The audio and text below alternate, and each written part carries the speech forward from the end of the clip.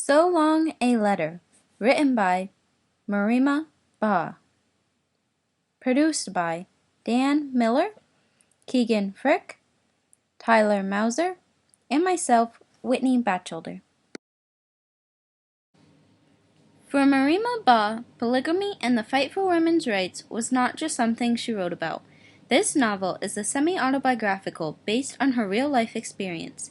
She was raised where the novel takes place, in Dakar, Senegal.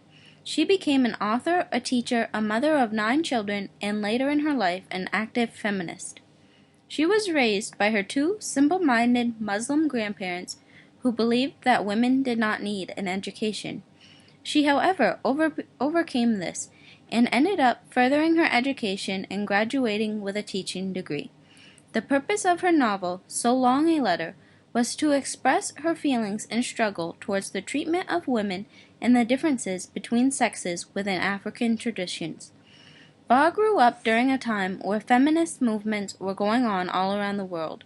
She married 3 times in her life, never truly loving any of her husbands.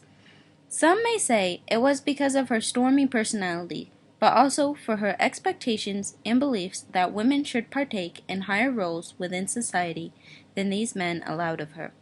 Even though this novel is not exactly true in regard to her life, it does explain her feelings about society where men have all the power, where women are looked upon as unequal, where polygamy takes place, and the involvement of Islamic culture as well as cultural beliefs within African traditions. Throughout So Long a Letter, the author Marima Ba, through her personal experiences of growing up in Senegal, portrays women's discourse as limited through the oppression in a patriarchal society. In So Long a Letter, Ba shows the reader difficulties of women that have a desire to work. During these times, women could pick from only a few professions. Teaching, for example, was typically a woman's job. On the other hand, if a woman desired to be in the National Assembly in Senegal, then she got laughed at publicly. On page 63, Mr. Dieng is conversing with Miss Ratatouille and bluntly states, "But you women, you're all like mortar shells. You demolish, you destroy. Imagine a large number of women in the assembly. Why, everything would explode, go up in flames." This quote relates to today's society. The Institute of Education Sciences says that in 2012, some 76% of public school teachers were female. Even in our own government, there are significantly less women than men. Out of the 535 members of Congress, women make up 104 of them.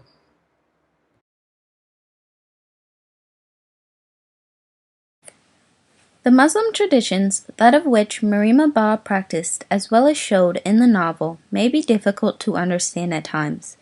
The Quran, their holy book, quotes, "Marry of the women who seem good to you, 2 or 3 or 4, and if ye fear that ye cannot do justice to so many, then one only, or the captives that your right hand possess." This explains that Muslim males can have up to 4 wives, however, he must be able to support them. Another defining quote within the Quran states, "Maybe his Lord, if he divorce you, will give him in your place wives better than you, submissive, faithful, obedient, penitent, adorers, fasters, widows, and virgins." Meaning, divorce is an option for the men if their wife is disobedient. Therefore, a man can go through as many wives as he would like, but can only be married to 4 at a time. From these quotes, we can get a better grasp on why there is polygamy surrounding the novel, as well as other traditions that may not seem familiar to some. Throughout the novel, Ba discusses the educational system in Senegal both explicitly and indirectly. She talks about school admissions and costs, among other things, and the indirect references come from her descriptions of different characters and situations. Education is a critical factor in Senegal's move towards modernity, or modernization, but traditional values and newer values make it difficult for Senegal to progress as a whole. Traditional values place more of an emphasis on superficial things like money that would boost an individual's social status. Ba illustrates this with Benetou's removal from school to marry Modou. The monetary incentive for Bennetou to marry Modou was too great for Bennetou's mother to not capitalize on the opportunity. Statistically speaking, more rural regions and regions that practice Islamic education do not believe it is important for women to receive education. Ba shows the negative stigma associated with women receiving education by the quote, "School turns our girls into devils who lure our men away from the right path." Newer values that stem from the easier access to education only worsen the overall economic situation in Senegal. Anyone that received the slightest bit of book learning deemed traditional or vocational training as degrading. As a result, forges, workshops, and other traditional labor sources were abandoned. Although this negatively affected the economy, Ba claims in the novel that this result was necessary for the modernization of Senegal. Primary and secondary schools proliferated across Senegal, albeit a mediocre rate of increase. Ba states that access to these new schools, however, did not become any easier.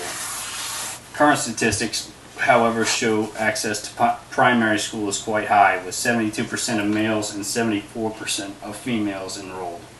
As education levels increase, on the other hand, enrollment rate of females decreases. Most females drop out to work in society or are already mothers. There has been an effort to rectify the literacy rates of women in Senegal from both the Senegal government and the international community. In 2012, the Senegalese government and United Nations Educational, Scientific, and Cultural Organization launched the Girls and Women's Literacy in Senegal program.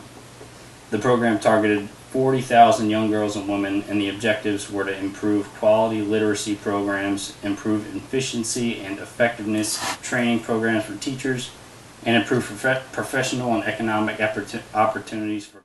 In the Senegalese culture, men had power to do as they pleased with marriage, with no regards to past lovers.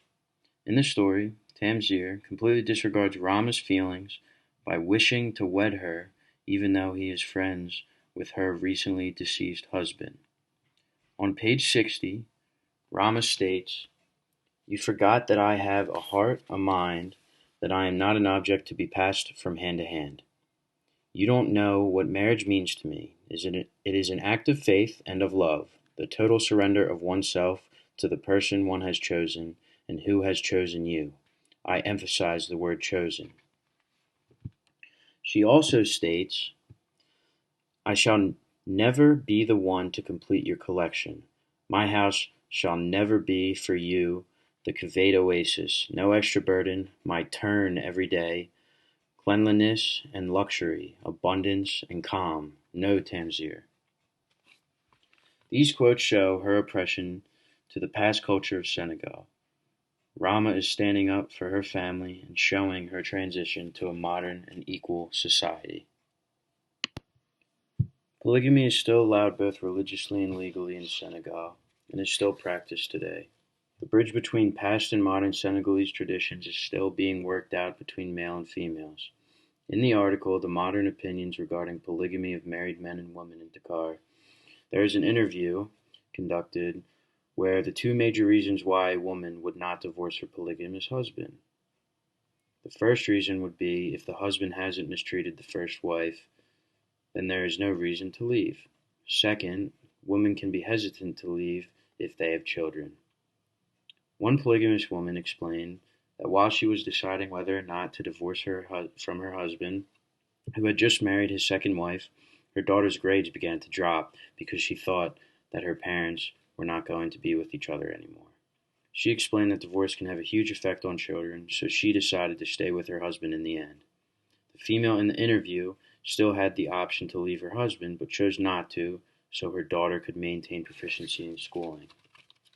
When comparing this to what Ba wrote throughout her story, one would agree that in modern Senegal, women have had much more of a say when it comes to their polygamous view and beliefs, but the traditional values have not changed much.